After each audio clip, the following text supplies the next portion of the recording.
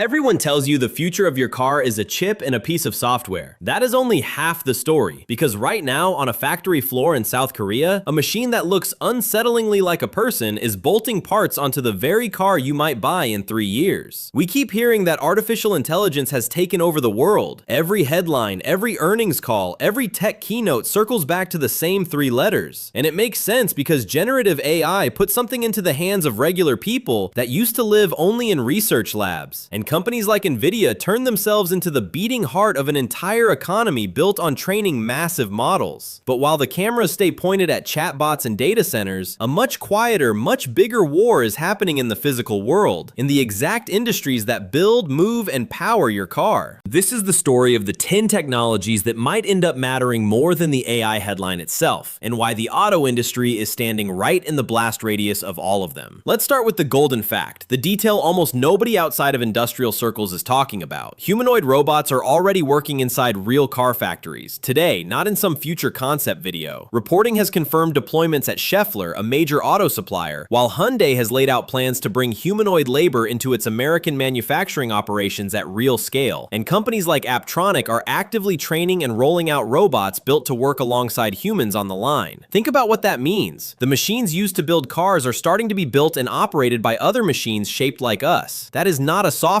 update. That is a labor revolution happening on the shop floor. Now here is why this matters more than another chatbot upgrade. The reason artificial intelligence dominates the conversation is capital. Trillions of dollars are being funneled into chips and data centers, creating a feedback loop where every new model release demands more infrastructure, which demands more investment, which demands more headlines. Analysts at McKinsey have described this as a foundational amplifier, a technology that boosts everything around it rather than replacing it. That is the part everyone misses. AI is not eating the other revolutions. It is accelerating every single one of them at the same time, including the ones sitting under the hood, in the battery pack, and on the factory floor of your next vehicle. So while the world watches the chatbot war, let's follow the money into the technologies that actually decide whether your next car is affordable, whether it charges in 10 minutes or 40, and whether it was built by a person, a robot, or both. Start with the chips, because this is where the auto industry and the AI industry are now the same battlefield. Advanced semiconductors are no longer just about phones and laptops. They are strategic assets, fought over by nations because the same fabrication plants producing artificial intelligence processors are producing the silicon that runs your car's autonomous systems, battery management, and infotainment. The United States has positioned itself as a leader in advanced chip design and infrastructure, but the supply chains, the lithography equipment, and the packaging technology are stretched across the globe, creating a fragile web that any single disruption could snap. Picture an entire modern automotive supply chain, resting on components smaller than a fingernail, manufactured in facilities that cost more to build than buying a mid-sized city outright. That is the scale of exposure the car industry now carries because of the chip race. Now follow the story into batteries, because this is where the next great fortune in the automotive world is being decided. Solid-state batteries have been the promise whispered about for a decade. Batteries that trade the flammable liquid electrolyte for a solid material, unlocking faster charging, longer range, and dramatically improved safety. The technology has moved past pure laboratory experimentation into pilot production lines, but it is still not sitting in a car in your driveway, because manufacturing yield, the interfaces between materials, and raw cost remain brutal obstacles. Meanwhile, a quieter and cheaper cousin has entered the race. Sodium-ion batteries trade some energy density for a chemistry that does not depend on the same squeezed and geopolitically sensitive supply chains as lithium. Early commercial deployment has already begun, and if it scales, it could reshape which countries control the battery economy entirely, because sodium is abundant almost everywhere on Earth, unlike the lithium and cobalt reserves concentrated in a handful of politically complicated regions. This is where the industrial war logic kicks in, because whoever wins the battery chemistry race does not just win a patent, they win control over the cost structure of every electric vehicle sold for the next 20 years. China has moved aggressively on both battery development and industrial scale-up speed, while Japan and South Korea continue to dominate precision manufacturing and materials science, and the United States and Europe are racing to build domestic capacity so they are not left dependent on a rival's supply chain for the most expensive component in a modern car. This is not a spec sheet argument. This is a fight over who controls the economic engine of the entire electric vehicle transition. Now let's go back to the factory floor, because autonomous manufacturing and industrial digital twins are quietly rewriting how cars get built in the first place.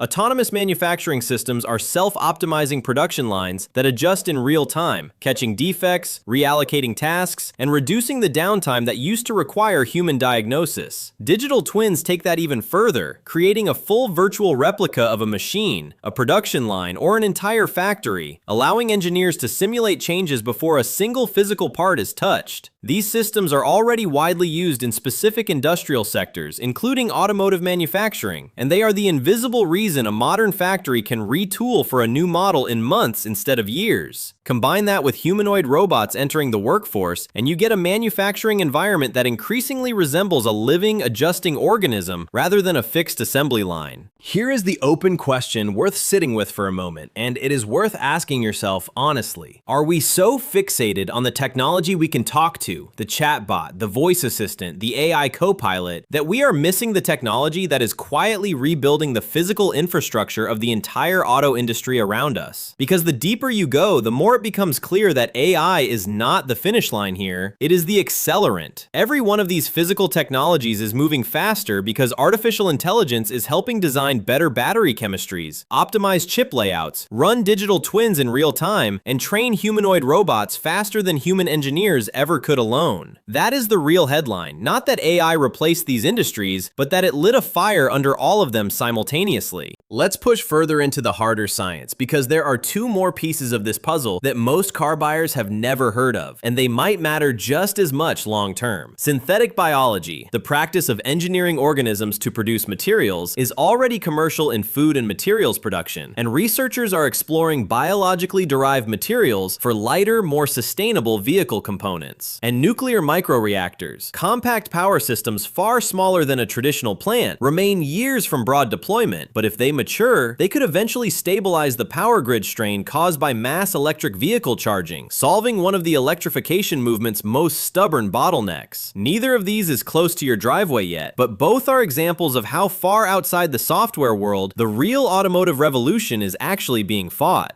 And then there is quantum computing, the technology everyone loves to hype and almost nobody can currently use. Major companies have committed billions toward building large-scale quantum machines, with some analysts suggesting a genuinely powerful system could arrive before the end of this decade. But high error rates and unresolved scaling problems mean quantum remains experimental, a technology with enormous theoretical potential for things like materials discovery and battery chemistry simulation, but with almost zero impact on the car you will actually buy in the next 5 years. It is the furthest horizon on this list, the one that could eventually help design the perfect battery material from first principles, but it is not walking through the showroom door anytime soon. So what actually threatens to overtake AI as the story that matters most for your garage? The honest answer, based on everything the evidence shows, is that no single technology is positioned to dethrone artificial intelligence in raw economic impact right now. But several of these physical revolutions, batteries, robotics, chips, and manufacturing systems, could end up mattering more to your daily life than any chatbot ever will, because they touch the actual metal, the actual range, the actual price tag, and the actual jobs behind the car sitting in your driveway. The recurring obstacle across almost every single one of these technologies is strikingly similar. It is manufacturing yield. It is the sheer capital intensity of building new factories. It is regulatory friction, and it is raw power demand on a grid that is already straining to keep up. Whether you are talking about a solid-state battery line, a nuclear microreactor, or a quantum processor, the bottleneck is rarely the science itself. It is the brutal, expensive, unglamorous work of scaling that science into something that rolls off a production line reliably, safely, and affordably. Here is the honest conclusion, and it is not the one designed to grab a headline. Artificial intelligence remains one of the most important technologies in human history, and nothing here erases that. But it does not represent the entire revolution happening around it. It is the accelerant, the amplifier, the thing making every other physical breakthrough move faster than it otherwise would. From the battery chemistry in an electric vehicle to the humanoid robot bolting its body panels together. The future of the car in your driveway may not belong to artificial intelligence alone. It may belong to the moment when AI, batteries, chips, robotics, and manufacturing all start accelerating together at the same time in the same factories, building the same vehicles. So the next time somebody tells you the future of driving is just about the software, you might want to ask them who is actually welding the frame. To stay ahead of what is coming for the industry and to not get blindsided by the changes heading straight for your own garage, join us here at Driven to Distraction.